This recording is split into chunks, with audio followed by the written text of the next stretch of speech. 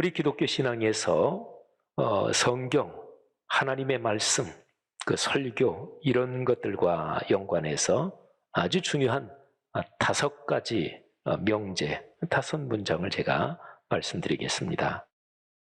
66권 성경은 하나님의 말씀이며 기독교 신앙의 근거와 규범입니다.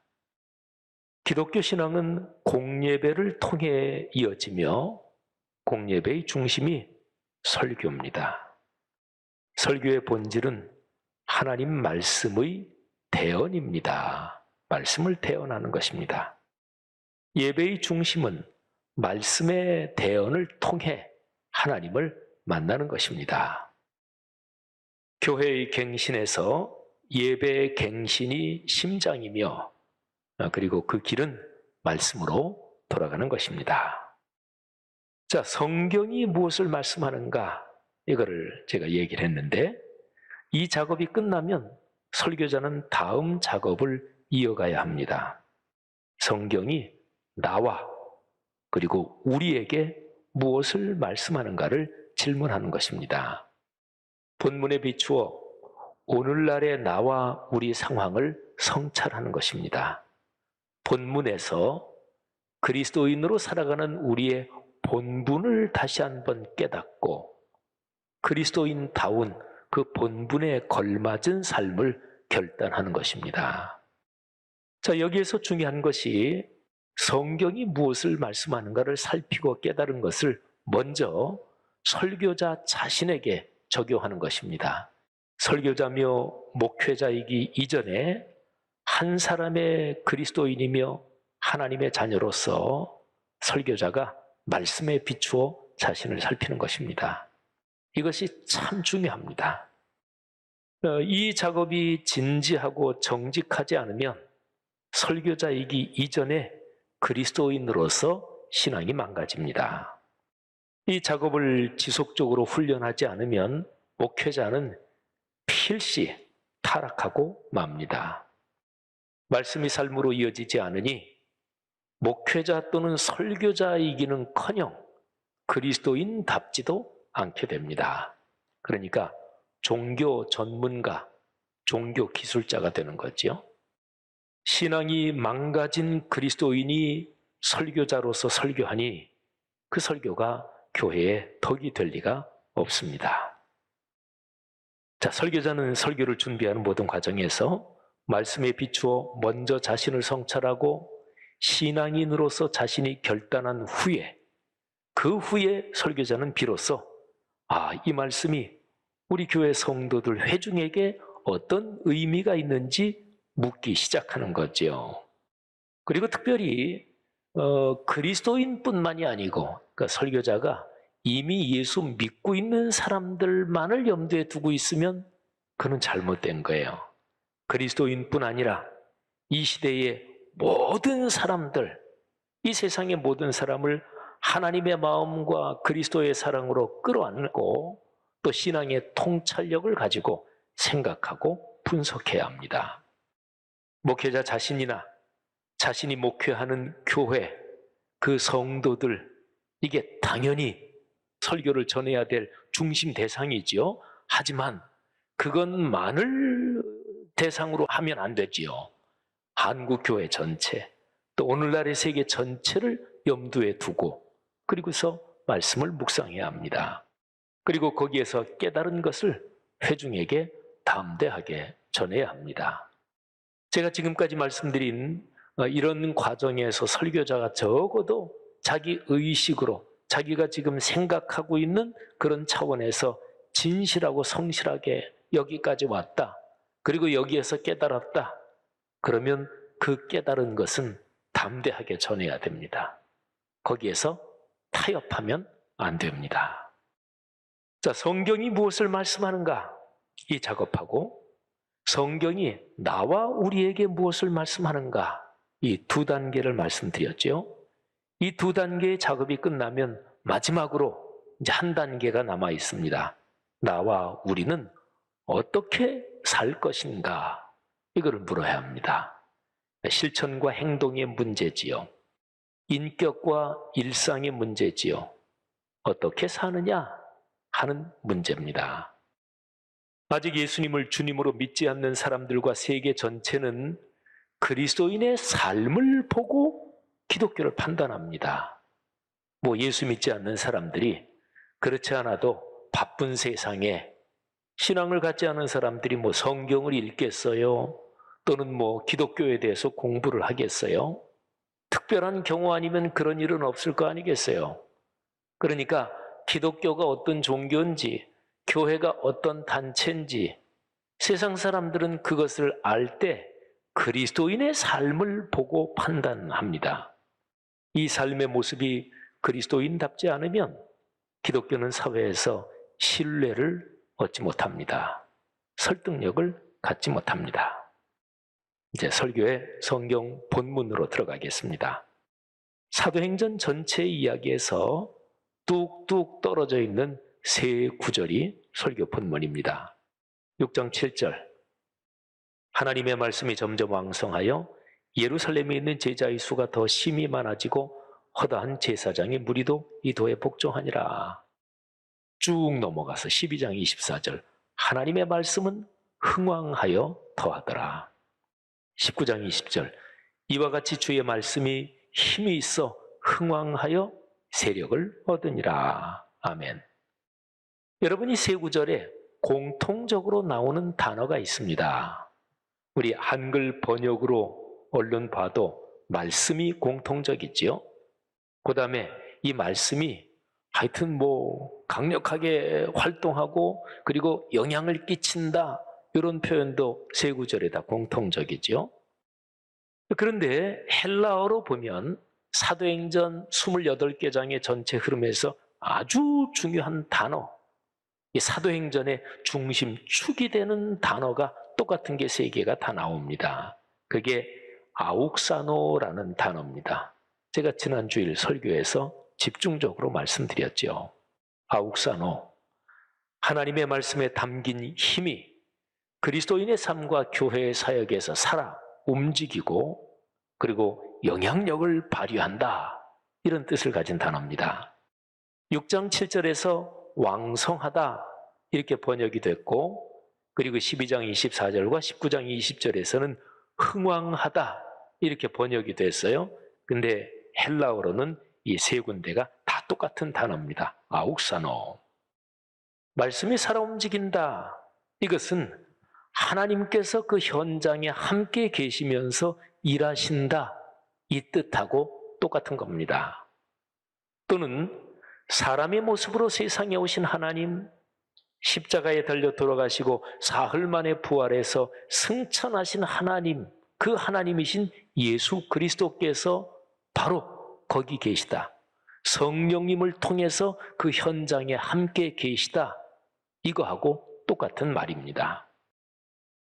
아욱사노라는 동사가 나오는 위의 세 구절에서 첫 번째 구절이 사도행전 6장 7절인데 우리 말씀삼 공동체의 항구적 중심 성경 구절이지요. 이 구절은 사도행전 이야기 흐름에서 큰 한 덩어리가 마무리되고 결론 짓는 그 부분에 위치해 있습니다.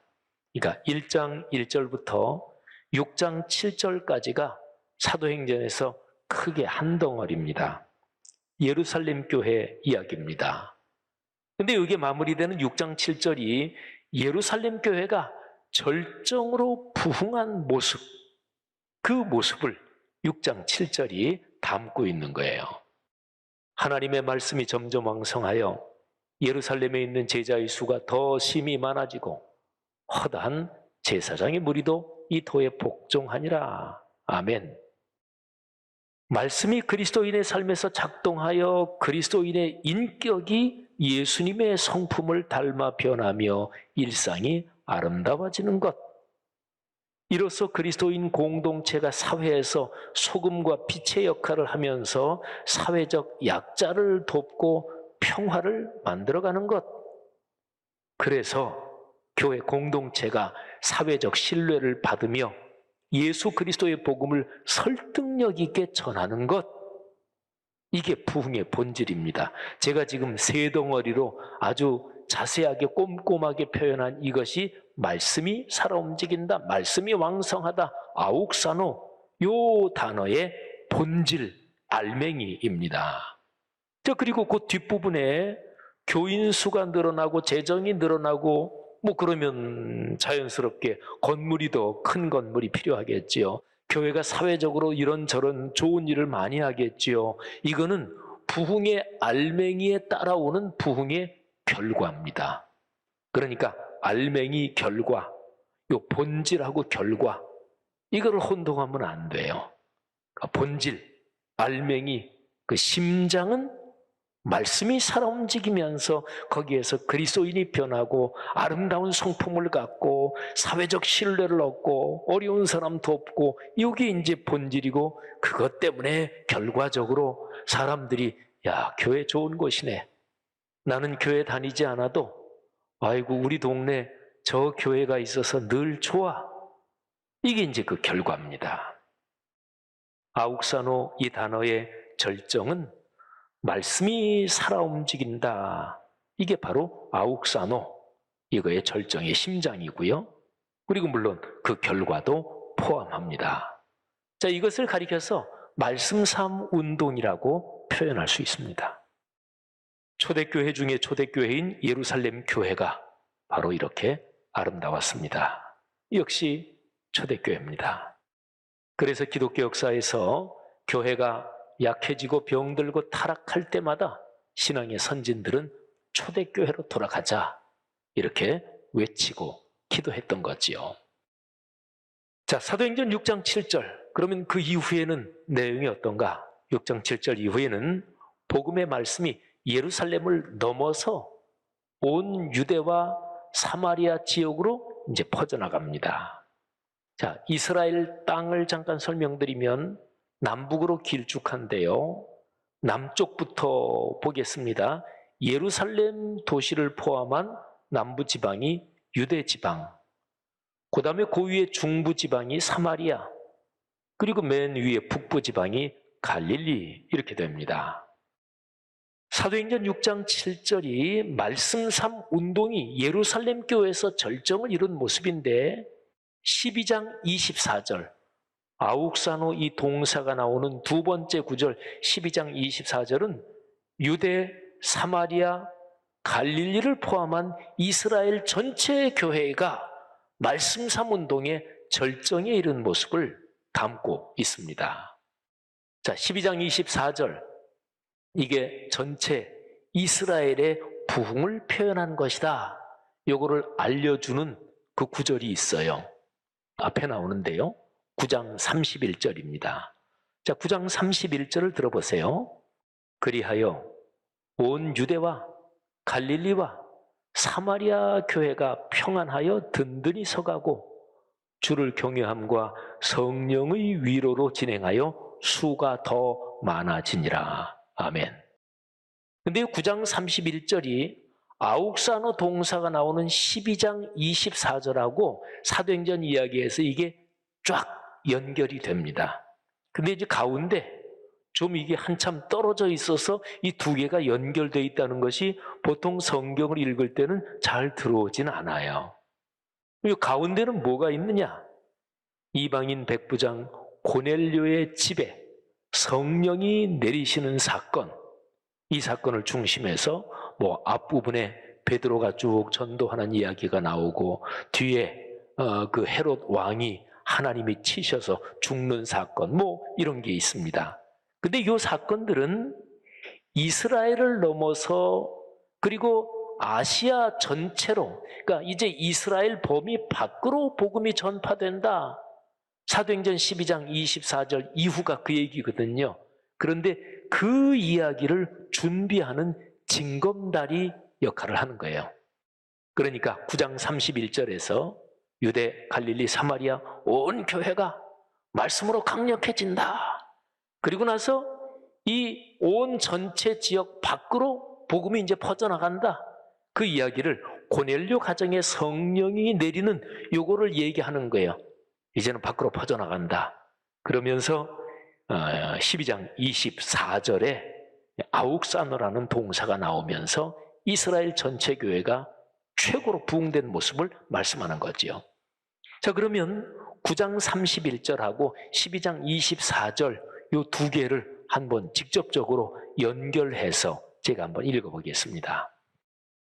그리하여 온 유대와 갈릴리와 사마리아 교회가 평안하여 든든히 서가고 주를 경외함과 성령의 위로로 진행하여 수가 더 많아지니라. 자, 그리고 이제 건너뛰어서 12장 24절인데 이게 연결되는 거예요. 하나님의 말씀은 흥왕하여 더하더라. 아멘.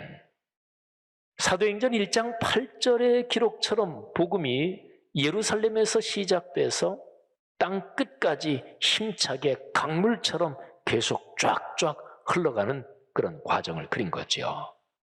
12장 24절에 나오는 동사 아욱사노, 이거는 이스라엘 전체 지역에 복음의 말씀이 살아 움직이게 됐다, 이거를 표현하는 것입니다. 자, 그러면 이제 12장 24절 아욱사노라는 동사가 나오는 이 두 번째 구절, 그 뒤에는 무슨 얘기라 그랬죠? 이스라엘 바깥의 지역으로 복음이 퍼지는 얘기. 그러면 위아래로 길쭉한 이스라엘을 한번 놓고 제일 북쪽 지방이 갈릴리라 그랬죠. 그러면 그 밖으로 복음이 퍼지는데 갈릴리에서 올라가면 두로, 그리고 시돈, 이 지역입니다. 이게 오늘날에는 바로 이스라엘과 밖에 레바논, 그리고 시리아, 요 국가가 있는 바로 그 지역입니다. 거기서 북쪽으로 더 올라가면서 왼쪽으로, 여러분이 보시는 방향으로 왼쪽, 서쪽으로 쭉 길게 방향을 틀면 이게 오늘날의 터키 땅입니다. 아나톨리아 반도지요. 아까 우리 꿈새 한가을 그 영상 보실 때 아시아의 7교회, 그게 다 여기 있습니다.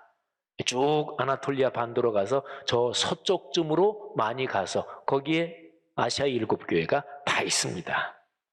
숨막히게 아름다운 폐허, 그러면서 마음속에 깊은 슬픔이 이 강물처럼 밀려오면서 그러면서 아름다움을 느끼는 바로 그 폐허가 거기입니다. 오늘날의 터키 땅이에요. 근데 이 아나톨리아 반도, 오늘날의 터키 땅은 로마 제국이 통치하던 그 시대에는 아시아, 이렇게 불렸습니다. 아시아주. 자, 세 번째 아욱사노라는 동사가 나오는 그 구절이 이제 19장 20절인데요. 이 19장 20절은 이 아시아 전역에 말씀이 강력하게 살아 움직이는 것을 담고 있는 구절입니다. 사도 바울과 그 일행이 아시아의 중심 도시 에베소에서 2년이 훨씬 넘도록, 전체 다 하면 한 3년이 조금 넘어요. 이 사도 바울과 그 일행이 에베소에서 열심히 사역합니다. 그리고 두란노 서원을 세우고 말씀 사문동을 전개합니다. 그 결과로 에베소를 중심해서 아시아 전역에서 하나님의 말씀이 강력하게 살아 움직입니다. 그런데 이 19장 20절 아욱사노라는 동사가 나오는 이 19장 20절 그 자체에는 아시아 전체에서 하나님의 말씀이 강력하게 살아 움직이더라, 아시아라는 건 안 나와요. 그러면 19장 20절의 표현이 아시아 지역 전체가 말씀이 살아 움직인다, 이 표현이라는 것을 어디서 알 수 있느냐? 그거는 그 앞쪽에 나옵니다. 19장 10절에 나옵니다. 제가 아까 12장 24절 말씀드렸죠. 12장 24절은 이스라엘 전체에서 말씀이 강력하게 살아 움직인 것을 표현한다. 그런데 그 근거가 9장 31절에 있었죠. 근데 이 12장 24절하고 9장 31절은 꽤 많이 떨어져 있잖아요. 그래서 이 연관성을 찾기가 좀 쉽지 않습니다. 근데 19장 20절은 그렇게 어렵지 않아요. 그러니까 19장 10절에 보면 아시아 전체에서 말씀이 살아 움직이더라. 그리고 뭐 한 10절 정도 내려가서 하나님의 말씀이 아욱사노 작동했다, 이게 나오거든요. 자, 제가 19장 8절부터 10절 요 세 절을 읽고 그 다음에 내려가서 20절 그렇게 연결해서 읽어드리겠습니다. 바울이 회당에 들어가, 에베소 말입니다. 에베소에 회당에 들어가 석 달 동안 담대히 하나님의 나라에 관하여 강론하며 권면하되 어떤 사람들은 마음이 굳어 순종하지 않고 무리 앞에서 이 도를 비방하거늘 바울이 그들을 떠나 제자들을 따로 세우고 두란노 서원에서 날마다 강론하니라. 2회 동안 이같이 하니 아시아에 사는 자는, 여기 아시아라는 말이 나오죠. 아시아에 사는 자는, 그러니까 에베소에 두란노 서원을 세우고 이거를 중심으로 아시아에 사는 자는 유대인이나 헬라인이나 다 주의 말씀을 듣더라. 자, 그리고 이제 건너뛰어서 20절에 이와 같이 주의 말씀이 힘이 있어 흥왕하여 세력을 얻으니라. 아멘. 사도행전의 전체 흐름에서 6장 7절, 12장 24절, 19장 20절이 중심축입니다. 말씀이 살아 움직인다는 뜻을 가진 동사 아욱사노가 공통적으로 들어있는 이 세 구절이 사도행전 이야기의 본질을 담고 있습니다. 사도행전은 성령이 오셔서 복음의 말씀이 사람들 삶으로 거대한 강처럼 흐름으로써 하나님의 나라가 확장되는 이야기입니다. 위의 세 구절은 예루살렘, 전체 이스라엘, 그리고 아시아, 이렇게 복음의 말씀이 흘러가는 것을 보여주고 있습니다.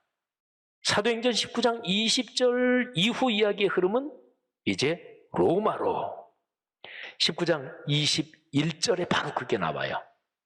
그러니까 예루살렘, 그리고 이스라엘 전체, 아시아 전체, 여기에 아욱사노, 말씀이 강력하게 살아 움직였다.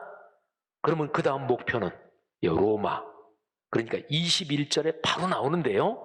그 바로 다음에 나오는 21절하고 그 다음에 사도행전 맨 마지막 28장 제일 끄트머리 2절, 30절, 31절, 그거를 제가 연결해서 읽어드릴 테니까 한번 그 문맥이 어떻게 이어지는지 한번 생각해 보세요.